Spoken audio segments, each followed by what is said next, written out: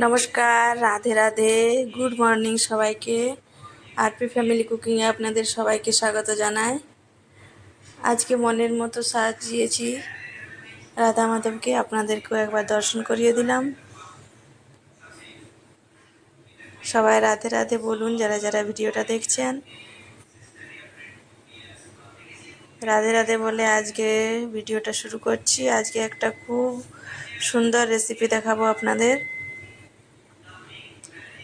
কেমন হয়েছে রাধা মাধবের সাজ সবাই জানাবেন। যেদিন পছন্দ মতো ফুল পায় রাধা মাধবকে সাজাতে পারি সেদিন মনটা খুবই ভালো লাগে। রান্না করে চলে এসেছি, এখানে একটা কলার রেসিপি দেখাবো আপনাদের। এই রেসিপিটা খেতে খুবই ভালো লাগে, আপনারা প্রথম থেকে শেষ অবধি ভিডিওটা দেখতে থাকুন।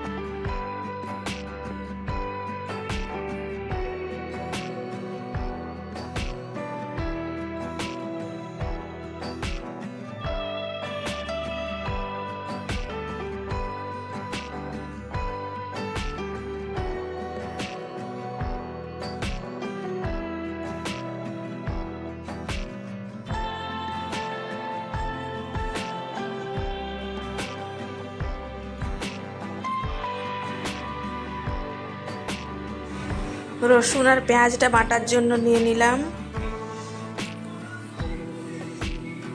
পেঁয়াজটা কাটা হয়ে গেছে, এবার টমেটো আর ধনেপাতাটা কেটে নেব।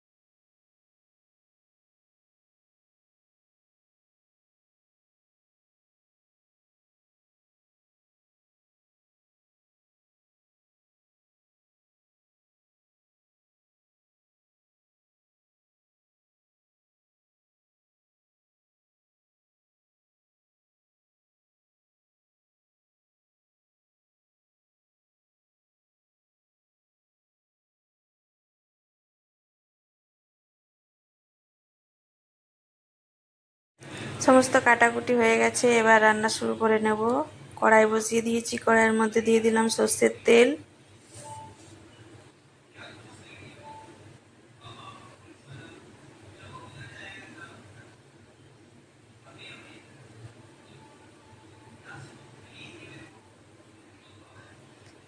তেল গরম হয়ে গেছে, তেলের মধ্যে তেজপাতা ফোড়ন দিয়ে দিলাম।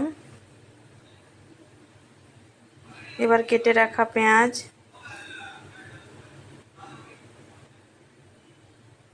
টমেটোটাও দিয়ে দেবো।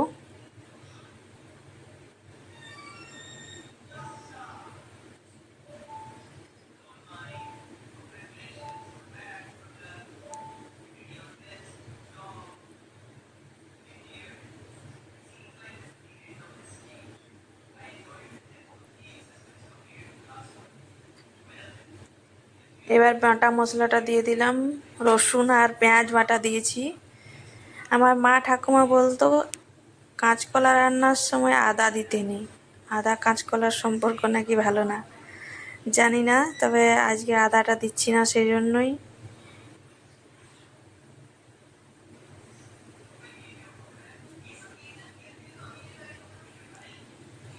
এখানে গুঁড়ো মশলা দিয়ে দিলাম, নুন, হলুদ, জিরে।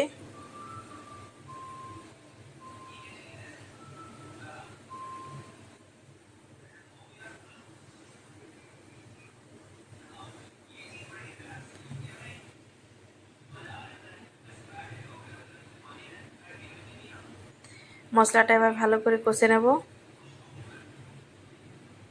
আমাদের বাড়িতে কাঁচকলা রান্না এমনি করেই হয়, খেতে খুবই ভালো লাগে। সেই রান্নাটাই আজকে আপনাদের সঙ্গে শেয়ার করছি।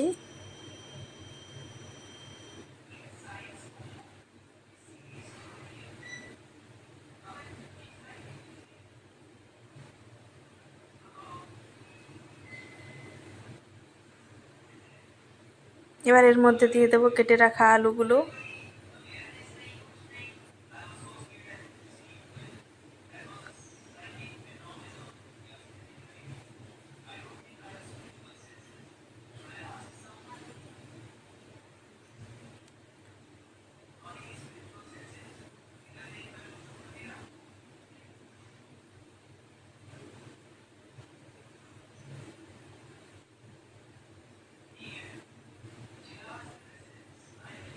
আলু দিয়ে মশলা কষে নিয়েছি, এবার দিয়ে দেব কাঁচা কলা।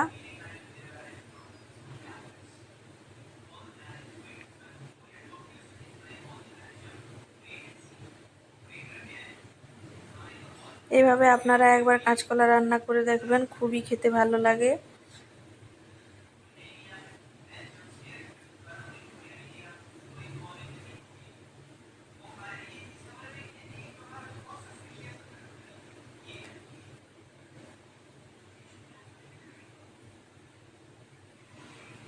মশলার সাথে ভালো করে কষে নিয়েছি, এবার একটু জল দিয়ে দেব।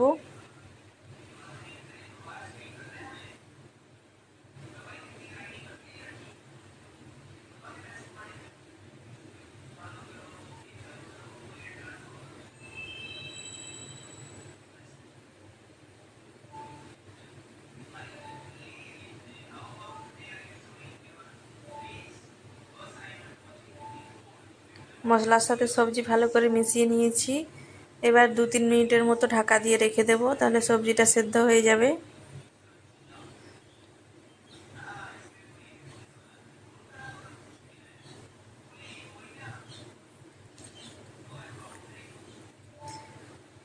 এবার ঢাকা তুলে নেব।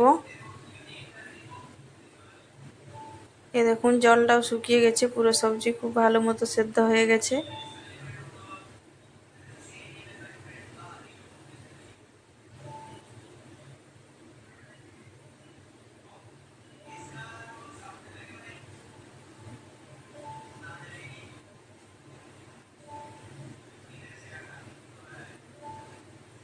এ দেখুন খুব ভালো সেদ্ধ হয়ে গেছে।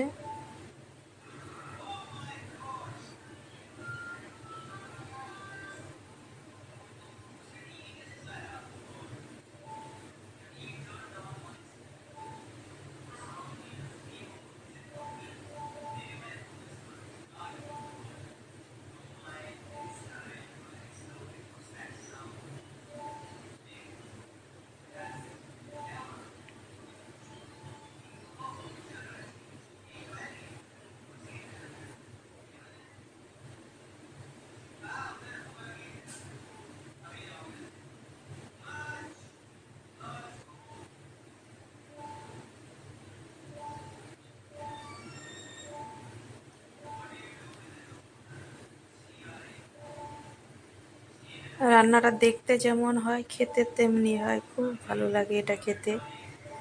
এখানে একটু ধনেপাতা কুচি দিলাম আর একটু সামান্য জল দিয়ে ফুটিয়ে নিচ্ছি। রান্না আমার রেডি হয়ে গেছে। আজকে রান্না এই পর্যন্তই। সবাই ভালো থাকবেন, সুস্থ থাকবেন।